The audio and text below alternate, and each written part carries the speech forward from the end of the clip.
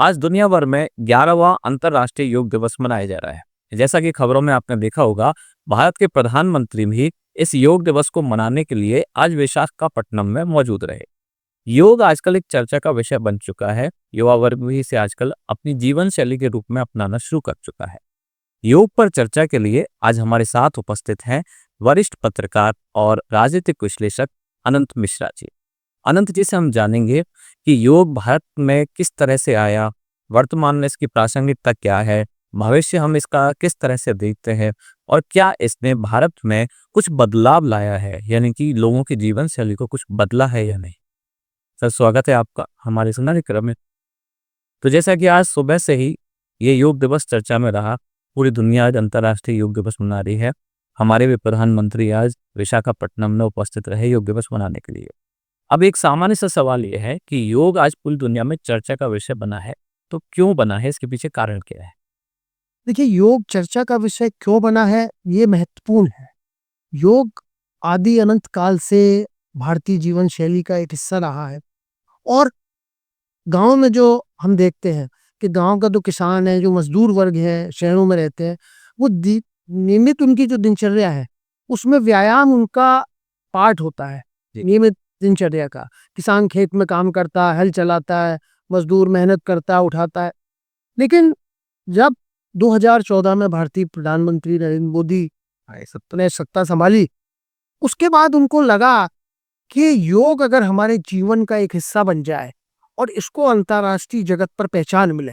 योग भारत में होता था क्योंकि हम जैसे कई देश अपने अपने प्रस्ताव रखते हैं और संयुक्त राष्ट्र उस पर मनन करता है, चिंतन करता है, वोटिंग कराता है कि भाई क्या ये प्रस्ताव जो इस देश का है ये स्वीकार करने लायक है। और उसको संयुक्त राष्ट्र एक डे के रूप में, जैसे Father's Day, Mother's Day, Friends Day, इसी तरह 14 में दिसंबर में जब भारत की तरफ से प्रस्ताव पेश किया गया तो संयुक्त राष्ट्र में 173 देशों ने इसका समर्थन किया। जबकि कुल शायद 193 देश हैं बहुत बड़ा ये और 173 देशों ने इसका समर्थन। इसका मतलब ये लगता है कि दुनिया को भी लगता है कि आज जिस हम अस्थिरता, तनाव के दौर से गुजर रहे हैं, वो चाहे युद्ध का तनाव हो, चाहे यूथ में जो कैरियर को लेके जो तनाव हो, आगे निकलने की जो होड़ है, तो पिछले 40-50 साल के मुकाबले आज का जो युवा खासकर और शहर में रहने वाले लोग, उनके सामने एक अलग परिस्थितियां, अलग चुनौतियां हैं। तो प्रधानमंत्री ने जब ये रखा उसमें तो 173 दोस्तों ने उसका समर्थन किया और 2015 से ये संयुक्त राष्ट्र के चार्टर में आ गया और इसको पूरे दुनिया में इसको लागू कर दिया। आज भी आपने देखा होगा, उस समय 173 देशों ने इसका समर्थन किया था। दूसरे रिकॉर्ड था अपने रिकॉर्ड था। और आज 191 देश हाँ। में 191 देशों में मनाया गया। वहां पे 1300 सेंटर्स थे, उसमें 2000 जगह ये मनाया गया। भारत में भी प्रधानमंत्री ने 40 देशों के राजनयिकों के साथ, प्रधानमंत्री की रहती कि पूरी दुनिया को साथ लेने के लिए जितने भी दिल्ली में राजनयिक हैं उनको हर जगह अलग अलग ले जाते हैं और वो योग टास्क कराता है। अब एक सवाल ये भी आता है कि अब योग हम धूमधाम से मना तो रहे हैं, योग दिवस मना रहे हैं पूरी दुनिया में। हम फोटोग्राफ से देखते हैं जैसे कि सैनिकों ने सियाचिन ग्लेशियर में योग किया या आम लोगों ने अपने घर की छत पे किया, बालकनी में किया। लेकिन क्या इससे लोगों का जीवन कुछ बदला है? जब से योग दिवस हमने मनाना शुरू किया है, क्या हमारे जीवन में कुछ बदलाव आया है? ये आपने अच्छा सवाल किया, क्योंकि हर सिक्के के दो पहलू होते हैं। एक उजला पक्ष, दूसरा उसका काला पक्ष, शाह पक्ष जिसको बोल सकते हैं। जो मैंने बात कही कि प्रधानमंत्री जी ने इस योग को विश्व स्तर पर मान्यता दिलाई और उसमें भारत का नाम दर्ज हुआ कि भारत के प्रस्ताव पर ये, और आज दुनिया में 191 देशों में मनाया भी गया। इसकी प्रासंगिकता पे चर्चा की। प्रधानमंत्री ने भी आज अपने भाषण में कहा, सभी नेताओं ने, चाहे वो खिलाड़ी हो, चाहे फिल्म अभिनेता हो। देखिए, आपने जो सवाल किया कि क्या इससे भारतीयों की शैली में कोई बदलाव आया है, तो मेरा ये मानना है कि सिर्फ एक दिन, 21 जून के दिन अगर हम योग मना लें, स्टेडियम में चले जाए, फोटो खिंचा लें, सेल्फी डाल दें, जो कि आम चलन हो रहा है, फैशन हो गया है। फैशन हो गया है, तो एक दिन के लिए अगर आप योग मनाते हो तो मैं नहीं मानता कि उसकी कोई उपयोगिता है। अभी पिछले दिनों एक सर्वे आया, चौंकाने वाली बात, 2015 से जब ये अंतर्राष्ट्रीय स्तर पर बनाया जाने लगा और स्कूलों में, कॉलेज में, ऑफिसेज में सब जगह इसकी चर्चा होती है और लगता है कि हम बहुत बड़ा कुछ सेलिब्रेट हम अचीव कर रहे हैं। लेकिन जो सर्वे आया उसके आंकड़े अगर आप सुनेंगे तो चौंकेंगे। सिर्फ 11% भारतीय, 11% का मतलब 100 में से 11 लोग नियमित रूप से योग करते हैं। और जिस समय ये 2014 में अभियान चला, संयुक्त राष्ट्र में इसको मान्यता मिली, उससे पहले लगभग 7% लोग करते थे। तो आप ये देखिए 11 साल 10 साल के अंदर सिर्फ 100 में से 4 लोग हैं जो नियमित योग करते हैं। बाकी लोग हैं सेल्फी खिंचाना, फोटो खिंचाना, नेता अभिनेता, सोशल मीडिया का कैंपेन, सोशल मीडिया कैंप। एक योगा मैट लेके आएंगे, अच्छी सी कॉस्ट्यूम लेके आएंगे, और 13% लोग कभी कभार करते हैं। मतलब 11% लोग तो नहीं कर रहे हैं। ये आंकड़ा भी ज्यादा लगता है, हो सकता है इतने भी ना। नहीं, सर्वे में जब आता है तो हो सकता, हर सर्वे एक्यूरेट नहीं होता। इलेक्शन के सर्वे भी आते हैं और सर्वे आते हैं, लेकिन अपन मोटा मोटा मान लेते हैं कि 11% अगर करते हैं और 13% लोग कभी कभार। कभी कभार का मतलब होता है कि आपको सुबह 9 बजे ऑफिस जाना है। हाँ। आप इतनी भाग दौड़ में रहते हो, सुबह उठे, नहाना धोना जाना, शहरों में दूरियां इतनी बढ़ रही हैं कि आप नहीं कर सकते। क्योंकि आपको अगर एक दिन संडे मिलता है, आपको लगता है कि एक दिन तो मैं कम से कम कर सकता हूँ, तो वो 13% लोग कभी कभार में आते हैं। इसका मतलब 76 लोग, 100 में से 76, 76% लोग हैं वो योगा से अभी भी दूर है। बाकी 86। नहीं, 76 से 24 हो गया, 11 और 13 24। हाँ। और 76 जो रेस्ट है, वो 76% लोग आज भी योग से दूर हैं। वो 76 जो दूर हैं वो आज के दिन गए होंगे, वहां उन्होंने फोटो खिंचाई होगी, अपने ग्रुप्स में डालेंगे, अपने यार मित्रों को डालेंगे और अलग अलग संदेश देंगे। इसको करने से ऐसा होता है, जैसे होता है ना मदर्स डे, फादर सब उस दिन। अब आप ये देखिए कि मदर्स डे, फादर्स डे, माँ को क्या हम एक दिन में हार सकते हैं? ये विदेशों का कल्चर है, जहाँ ज्वाइंट फैमिली का कल्चर बहुत पहले टूट गया और एक ही शहर में माँ बाप रहते हैं और बच्चे और उनकी पत्नी अलग रहते हैं और वो वीकेंड पे मिलते हैं। तो एक दिन उन्होंने एक फेस्टिवल के रूप में रख लिया कि मदर्स को हम, हमारे यहाँ तो जो जननी है वो उसको हम पूरे साल पूछते हैं। तो मैं मदर्स डे, फादर्स डे के खिलाफ हूँ और ना मैं कभी किसी को मैसेज डालता हूँ ना कुछ करता हूँ। रोज का मर्दा का काम है। तो 76% लोग आज भी नहीं मनाते। अच्छा, एक बात, अब जैसे समस्या तो ये है, लेकिन इसका समाधान क्या है? क्या हमको ये मतलब कैसे हम ज्यादा लोगों को योग की तरफ ला सके? क्या कमियां हैं कि लोग योग की तरफ रेगुलर नहीं हो रहे? देखिए, ये जो कहते हैं ना, पहला सुख निरोगी काया, ये व्यक्ति, हर व्यक्ति जानता है। प्रधानमंत्री नरेंद्र मोदी ने मोटिवेट किया 2014 में, इससे पहले भी हम जानते थे कि हम स्वास्थ्य है अगर सही है, स्वास्थ्य सबसे बड़ी संपत्ति है। और खासकर जब 50-55 साल के बाद आदमी जाता है तो उसको लगता है कि मेरे लिए जो है ना, अगर मैं स्वस्थ रहूंगा ना तो वही मेरे लिए जिंदगी है। पैसे का उसको उतना महत्व नहीं रह जाता।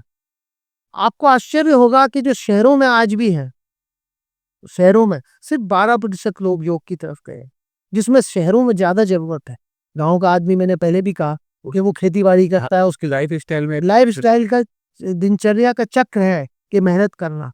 लेकिन शहर के अंदर आज भी, अभी जो ये जो सर्वे की मैंने बात की, उसमें 65 साल से ऊपर के जो लोग हैं वो लगभग 36% लोग योग करते हैं। तो आप ये देखोगे अगर टोटल 11% लोग करते हैं तो स्वास्थ्य के कारणों से जो करते हैं, तो बाकी तो कितने 4 या 5% लोग करते हो। यानी आजकल तब करते हैं जो बीमार हो जाते हैं या शरीर में कोई परेशानी आ जाती है। डॉक्टर हो या वैद्य हो, यही कहते हैं कि आप बीमार पड़ो उसके बाद इलाज कराओ। इससे बेहतर है कि आप बीमार नहीं पड़ो। तो सर्वे के अंदर एक ये भी आया है कि 24% लोग हैं ना, वो फिटनेस के लिए योग करते हैं।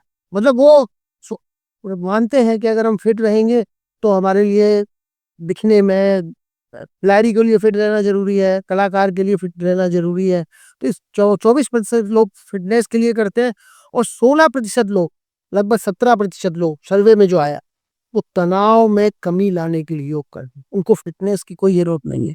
अच्छा, एक इस बात से एक बात निकल के आई कि योग का मतलब कि वो एक केवल शारीरिक एक्सरसाइज यानी कि फिजिकल कोई, या ध्यान जिसको हम बोलते हैं, ये सब भी योग का हिस्सा है या केवल व्यायाम करना? देखिए, दो दो पार्ट हैं, जिसका मैंने कहा ना अभी, जैसे कि योग करते हैं तो फिटनेस के लिए कि मैं फिट रहूं, ये तो शारीरिक। ये वो शारीरिक हो।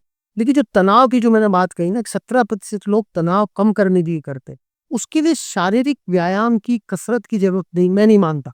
हालाँकि मैं खुद योग नहीं करता, लेकिन मेरा मानना है कि जो ध्यान जिसको कहते हैं ना, एकाग्रता, आप अगर सुबह-सुबह उठते हो या रात को आप पूरे स्ट्रेस में आते हो और 10 मिनट अगर आप संगीत सुन लेते हो, आँखें बंद करके, आप आँखें बंद कर लो और पट्टी बाँध लो, पूरी अंधेरा बिल्कुल, और सिर्फ़ संगीत सिर्फ़ सुनो और उसमें कोई व्यवधान नहीं होना चाहिए।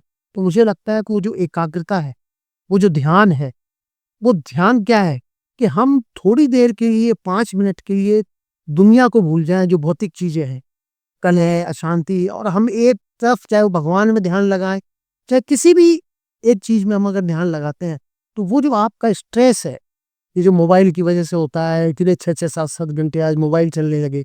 पहले एक-एक मोहल्ले के अंदर टेलीफ़ोन नहीं होता था, लैंडलाइन वाला। आज एक-एक व्यक्ति 2-2 3-3 मोबाइल रखता है। इसकी जो रेज़ निकलती हैं, विकिरण होता है इससे। डॉक्टर बताते हैं कि सब चीज़ें जो स्ट्रेस बढ़ रहा है ना, वो हमारे द्वारा पैदा किया है। हम ही आर्टिफिशियल भी तो प्रकृति का नहीं है उसमें। प्रकृति तो हमें वही हवा दे रही है, वही हरियाली दे रही है। लेकिन हम अपनी मानसिक कुंठाओं में इतने फँस गए हैं कि वो जो तनाव है ना, तो मेरा मानना है कि आज शहर का जो आदमी है ना, शहर का हो या गाँव का, तनाव सब जगह है। लेकिन शहरों में जो दूरियाँ हैं, भागम-दौड़ है, समय पे पहुँचने की है, आप लेट हो जाओगे तो ऑफ़िस में एब्सेंट लग जाए, या जो भी आपकी समस्या है। शहर में एक ही फ्लैट में यानी कि एक ही अपार्टमेंट में रहने वाले 2 लोग आपस में नहीं जानते, ऊपर कौन रहता अरे! वो उनकी व्यस्तता इतनी है और वो पसंद भी नहीं करते। है। हाँ, आज का दौर ऐसा है ना, कनेक्शन पता नहीं कौन कैसा हो। उल्टा जो कोई आगे आपसे जानकारी लेता है ना, पूछता है ना, बैठता है, वहाँ करता है, वो परेशान करने वाला लगता है कि अरे यार क्यों इतनी बातचीत कर रहे हैं।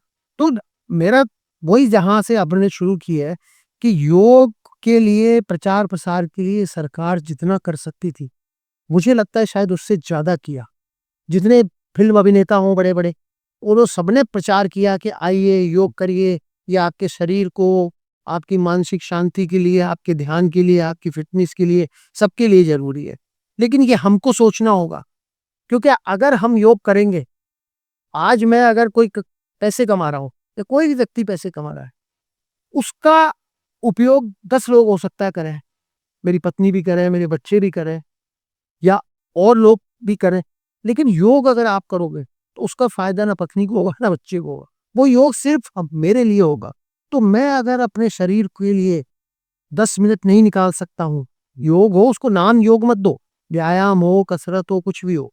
10 मिनट अगर मैं शरीर के लिए नहीं निकाल सकता हूँ, तो उसके लिए सरकार कोई नहीं कर सकती, उसके लिए कोई आपको प्रेरित नहीं कर सकता। ये स्व प्रेरणा की चीज़ है कि जो सरकार अगर सुविधाएँ दे रही है, योग के नाम पे अगर इतने आज सेंटर खुल गए हैं, सरकार भी उसमें बहुत मदद करती है, सरकारी स्तर पर भी चलते हैं।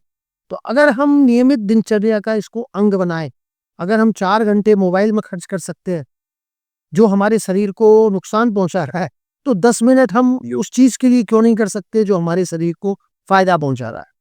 अब एक अगले सवाल की तरफ चलते हैं कि सरकार ने इतना प्रचार प्रसार किया, अपनी तरफ से पूरे एफर्ट्स लगाए, बड़े-बड़े जो प्रसिद्ध व्यक्ति हैं उनको भी प्रचार में जोड़ा। लेकिन इससे हासिल क्या हुआ? क्या कुछ उपलब्धियाँ हमने पाई हैं? योग की तरफ हम लेके गए हैं हमारे नागरिकों को, या केवल एक ऐसे ही एक प्रचार तंत्र? नहीं, अभी तक तो देखो जो लगता है ना, वो तो लगता है कि जो फेस्टिवल होता है ना, पर्व, जैसे मदर्स डे की आपने बात की, फादर्स डे की बात की, तो हम मदर्स डे पे उस दिन सेल्फी लेते हैं माता के साथ, अपने पिताजी के साथ, या जो नहीं होते वो अपने माता-पिता की तस्वीर लगाते हैं, हाँ। कोटेशन डालते हैं। लेकिन सही मायनों में क्या वो मदर्स डे है? अगर हम घर में अपनी माँ का सम्मान नहीं कर रहे हैं या पिता का सम्मान नहीं कर रहे हैं और दुनिया को दिखाने के लिए हम मदर्स डे बना रहे हैं, तो ऐसे Mother's Day, Father's Day, Friendship Day, ये सिर्फ कागजों में, अखबारों में और चैनलों की न्यूज़ का तो पार्ट बन सकते हैं, लेकिन ना तो वो आपके माँ-बाप के रिश्ते उससे मजबूत होंगे, उस मदर्स डे को मनाने से, और ना योग डे को मनाने से, कि आज योगा डे है और हम उसको एक दिन हमने मना लिया और हो गए, हम खुश हो गए, 10 लोगों ने हमको बधाई दे दी, अरे वाह साहब क्या तस्वीर थी, कुर्ता पहन लिया हमने, टी-शर्ट, और उसमें हमने खिंचा ली फ़ोटो। कोई उसकी, मैं तो उसको बेकार मानता हूँ। और जो भविष्य की एक बात है कि जितनी आज सर्वे आ रहे हैं, उसमें ये सबसे बड़ी जो बीमारी है ना, ब्लड प्रेशर, जितनी बड़ी बीमारी आ रही है ना, ब्लड प्रेशर, जो एक ज़माने में 55 जब थे हम, या आज से 30-40 साल पहले, ब्लड प्रेशर और डायबिटीज शब्द नहीं सुने थे, हाँ बिल्कुल। टीबी सुने थे, कैंसर भी नहीं था उस समय था। आयुर्वेदिक से कोई बीमारी हो रही है। टीबी को राज रोग बोलते थे, हाँ। मतलब टीबी ऐसी होती थी अक्षम में कि उसको ठीक नहीं होता था। तो वो जो सर्कुलेशन था उस दौर का, तो ये जो तनाव है ना, ये मानव को ब्लड प्रेशर ये सबसे अलग दिशा में ले जा रहा है। और तनाव ये नहीं होता कि भाई मुझे कम मिल रहा है या मैं जो चाहता हूँ वो नहीं मिल पा रहा। तनाव इस चीज का भी है कि आपको ज्यादा क्यों मिल रहा है। हाँ।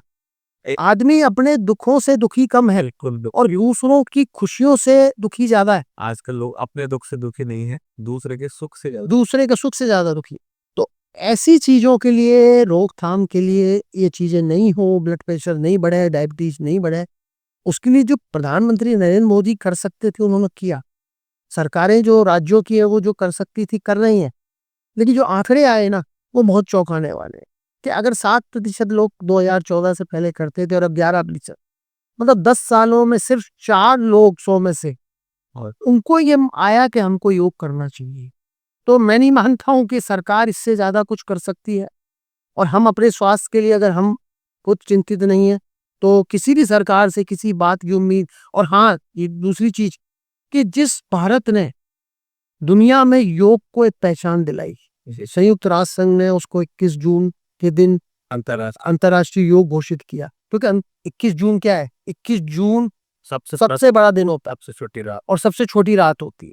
तो जो सोच के सरकार ने किया कि मान्यता हो, लेकिन विदेशों में इसका भारत से ज्यादा असर पड़ा। विदेशों में वैसे भी भारत के मुकाबले लोग बीमार पड़ने पर इलाज लेने की बजाय स्वस्थ रहें ताकि वो एक बीमार नहीं पड़े। जो कहावत है, precaution is better than cure. Cure पहले हमारे यहाँ आप देखो कि खेल है, अगर बच्चा खेलता है स्कूल में या उसमें तो कहते पढ़े लिख खेलेगा तो बेकार होगा, खेलो नौकरी वे बनोगे कमार। हाँ, तो अब नौकरी नहीं मिलेगी। तो वो जो खेल कूद है वो सिर्फ नौकरी पाने का पार्ट नहीं। स्कूलों में जो व्यायाम होते हैं, पीटी कराते थे, वो इसी का पार्ट था। सूर्य नमस्कार तो आप अगर आपके सारे अंग हाथ पैर उठ रहे हैं तो ये जो चक्र जो घूम रहा है उसमें विदेशों में भारत ने पहल की, लेकिन विदेश वाले उसमें ज्यादा सीखे। और ये जो योग का 11% का आंकड़ा है, ये कई देशों में 20-20, 25-25% है। हम लोगों में भी एक मानसिकता है, जब तक पश्चिमी दुनिया ना अपना ले तब तक हम उस चीज को नहीं अपनाते। अब योग का जब योगा हो गया है, अंग्रेजी में जाके जब योगा हो गया, तो हम योगा डे मनाना शुरू किया। जब महर्षि पतंजलि ने जो योग बताया था, जो योग सूत्र लिखा था और सारे भारत में प्रसिद्ध था, तब हम लोगों ने नहीं मनाया। अब एक फैशन के तौर पे हम इसको मनाना शुरू कर चुके। मेरा अगला सवाल यह है कि इसमें आप भविष्य क्या देखते हैं कि आगे योग दिवस या योग का जो कल्चर है हमारे देश में, ये किस तरफ जाएगा और किस तरफ जाना चाहिए? फिर सबसे इसका अच्छा जो उपाय है, जो हो सकता है या होना चाहिए, सरकारों ने जो घोषित कर दिया, इसको स्कूल स्तर पर लागू किया जाए। इसको अनिवार्य विषय के रूप में। अच्छा। आप ड्राइंग जैसे विषय रहता है, मुझे नहीं लगता कि ड्राइंग किसी भी मतलब 100 में से 95% लोगों के उपयोग कोई आती हो। ड्राइंग क्या उपयोग आती? संस्कृत का हम विषय रखते हैं हर सब्जेक्ट के रूप में, संस्कृत हमारे व्यवहारिक जीवन में क्या उपयोग आती? तो हम ऐसे जो अनावश्यक है या जिनकी उपयोग नहीं है उन विषयों को काट के अगर हम 1 घंटे का स्कूल में, वो चाहे सरकारी हो चाहे प्राइवेट हो, वरना सामान्यतः क्या होता है कि किसी भी सरकार ने घोषणा की तो सरकारी स्कूल तो उसको लागू कर देते हैं, प्राइवेट स्कूल कहते हैं हम अपने हिसाब से चले, इससे हमारा ये खराब होगा, इससे हमारी रैंकिंग खराब होगी, इससे मार्क्स कम आएंगे। तो अगर जिस संस्कृत की बात आई, हो सकता है कुछ लोगों को बुरा लगे कि आप ऐसे कह रहे हैं कि भाई संस्कृत को काट दिया। संस्कृत के पीछे तो हो सकता है सरकार का नहीं, मेरा मेरा ये कहना नहीं कि संस्कृत को हटा दिया जाए। मैं कह रहा हूं अगर संस्कृत का विषय है तो आम लोगों के उसमें 95% लोगों के व्यवहारिक जीवन में संस्कृत काम नहीं आती, ड्राइंग काम नहीं आती। जिसको संस्कृत विषय लेकर संस्कृत में कुछ करना है या ड्राइंग लेके ड्राइंग में फाइन आर्ट्स में जाना है, उसके लिए तो ठीक है। मैं नहीं कह रहा हूँ कि संस्कृत को हटा दिया जाना चाहिए। संस्कृत है, ड्राइंग है, या ऐसे जो विषय हैं उसका जो समय है वो कम कर दिया जाए। और ये जो बीमार अस्पतालों में भीड़ लगी हुई है, आंकड़े जो आ रहे हैं बीमारी के, ब्लड प्रेशर के बढ़ते जा रहे हैं, डायबिटीज के, ये अगर हम इस पे हम अगर रोक लगानी है तो स्कूलों में 1 घंटे का विषय योग हो, व्यायाम हो, पीटी हो, ये अनिवार्य होना चाहिए, सरकारी स्कूल हो चाहे प्राइवेट स्कूल। और इस सब्जेक्ट का मतलब उनकी मार्क्स में नंबर भी काउंट बिल्कुल होने चाहिए। आप अगर जब तक मार्क्स आपके उसमें मार्कशीट में नहीं जुड़ेंगे, उसके आपकी रैंकिंग में फर्क नहीं पड़ेगा, तो उसमें कोई ध्यान ही नहीं लेगा। 1 घंटा है, बच्चे गायब हो जाएंगे। अगर आप उसकी मार्किंग करते हैं, जो हमने जिस चीज को जो सोचकर अगर उसको लागू किया है ना कि हमारा स्वास्थ्य ठीक हो, हम बीमार नहीं पड़े, तो उसको अगर इसमें क्या कठिनाई है, सरकारी प्राइवेट स्कूल में लागू करिए और उसको मार्किंग से जोड़िए, और मार्क होंगे तो हर बच्चा खेलेगा कि यार इसमें मेरे अगर 100 में से 20 ही नंबर अगर आते हैं तो मेरी रैंक कम हो जाएगी। अब कार्यक्रम के अंत में चलते चलते हमारे जो दर्शक हैं और जो युवा वर्ग हैं, इनको संक्षेप में आप क्या सुझाव देना चाहेंगे योग को लेकर? अपनी जितनी भी अभी वार्तालाप का निचोड़ ये है कि स्वास्थ्य हमारे खुद के लिए है। अगर हम योग करेंगे, व्यायाम करेंगे तो वो और किसी के काम नहीं आएगा, सिर्फ हमारे काम आएगा। मकान बनाएंगे, उसमें 10 लोग रहेंगे, कमाई करेंगे, उससे 10 लोग पलेंगे, लेकिन योग करेंगे, व्यायाम करेंगे तो हमारे लिए आएगा। और ये खासकर युवाओं के लिए सबसे बड़ी चीज है, जो मेंटल स्ट्रेस का इतना बड़ा शिकार है। कंपटीशन की जो दौड़ है ना, आज आगे निकलने की दौड़, आईएएस 1000-1200 पोस्ट होती है, लाखों लोग देते हैं उसमें परीक्षा। पता है कि सिर्फ 1000-1200 मेरा नंबर नहीं आएगा, लेकिन जो माँ बाप के सपने, जो माँ बाप शायद खुद पूरा नहीं कर सके और बच्चों से उम्मीद करते हैं कि ये बने, कोचिंग इंस्टीट्यूट इतने आज की तारीख में हो गए हैं कि वो आपको ऐसे ऐसे सपने दिखाते हैं कि आप अगर पढ़ोगे तो निश्चित रूप से बनोगे। तो पढ़ाई भी जरूरी है, लेकिन स्वास्थ्य के लिए अगर आज का योगा डे को हम सफल बनाना चाहते हैं तो दिखावटी और सजावटी योगा डे बनाने की बजाय फैशन की वजह हम अगर उसको अपने व्यवहारिक जीवन में उतारें और कम से कम 15 मिनट अगर हम व्यायाम रोज करें किसी भी रूप में साधना, तो शायद योगा डे की सफलता और भविष्य इसमें छुपा। जो आगे आंकड़े 11% है। 11% है, ये बिल्कुल 40% हो सकते हैं, क्यों नहीं हो सकता। और ये इसके लिए यही जो स्कूलों में अगर किया जाए तो शायद व्यवहारिक ढंग से इसका अच्छा परिणाम आ सकता है। बिल्कुल, जैसा कि आपने सुना, चर्चा में हमने आज डिस्कस किया था, यानी कि इस विषय पर हमने डिस्कस किया कि योगा क्या है, योग के परिणाम क्या है, भारत की उपलब्धि क्या है और भविष्य की राह क्या है। सारी चर्चा का निचोड़ ये है कि योग आपके लिए है, यानी कि आपके स्वास्थ्य में वृद्धि के लिए है। और जैसा कि कहा भी गया है, पहला सुख निरोगी काया। तो अगर आप स्वस्थ हैं तो सारी दुनिया आपकी है, और अगर आप स्वस्थ नहीं हैं तो आपके पास सब कुछ होने के बाद भी कुछ नहीं है। इसलिए अपने स्वास्थ्य पर ध्यान दीजिए। कार्यक्रम में जुड़ने के लिए धन्यवाद सर, आपका भी कार्यक्रम धन्यवाद देश, धन्यवाद। आप सुन रहे थे let's make more than radio. Follow कीजिए हमें हमारे सोशल मीडिया प्लेटफॉर्म्स पर। It's time for news. It's time for more than radio. Presenting the first radio news app, Let's Mic. Let's Mic, a news-based app on your phone where you get to watch and listen news, talk shows, interviews, radio show podcasts. On Let's Mic, you get all relevant information of TV, print, radio, podcast, and digital. Let's Mic talks about every segment of life.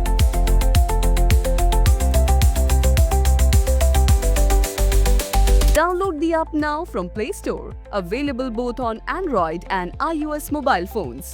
Follow us on YouTube, Instagram, Twitter, LinkedIn, Facebook, Telegram, WhatsApp, Snapchat. Let's talk, let's connect, and let's mic.